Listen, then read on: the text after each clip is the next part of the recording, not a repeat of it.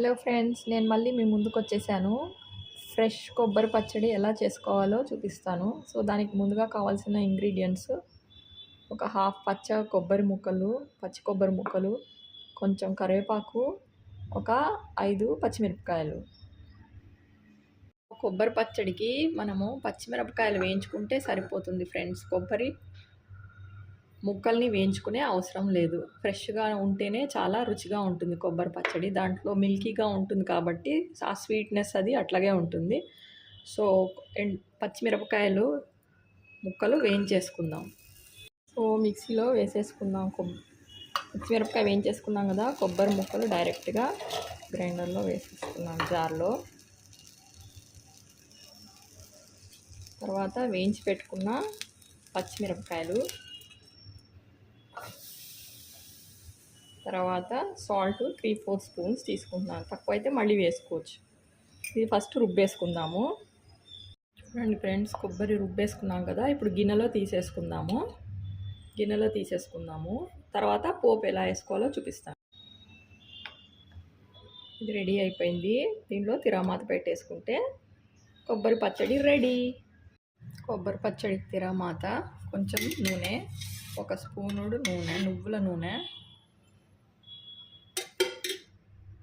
కొద్దిగా మినప్పప్పు తీసుకుందాం. మినప్పప్పు కొంచెం బ్రౌన్గా అవ్వగానే ఆవాలు జీలకర్ర వేసేసుకుందాం.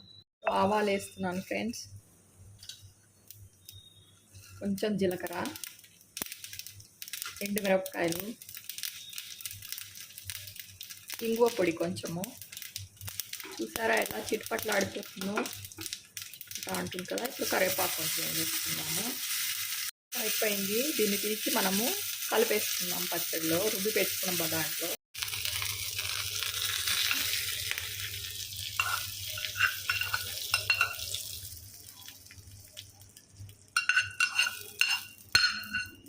మంచి వాసన ఫ్రెండ్స్. ఇంగువ వేసాం కదా, కొబ్బరి పచ్చడిలో ఎప్పుడు కూడా ఇంగువ వేసుకోవాలి, చాలా బాగుంటుంది టేస్ట్.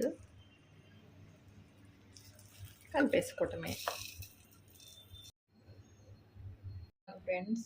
చూసారు కదా ఎంత బాగుందో పొంగలి, యమ్మీ పొంగలి. ఇంట్లోకి కొబ్బరి పచ్చడి పెట్టేసి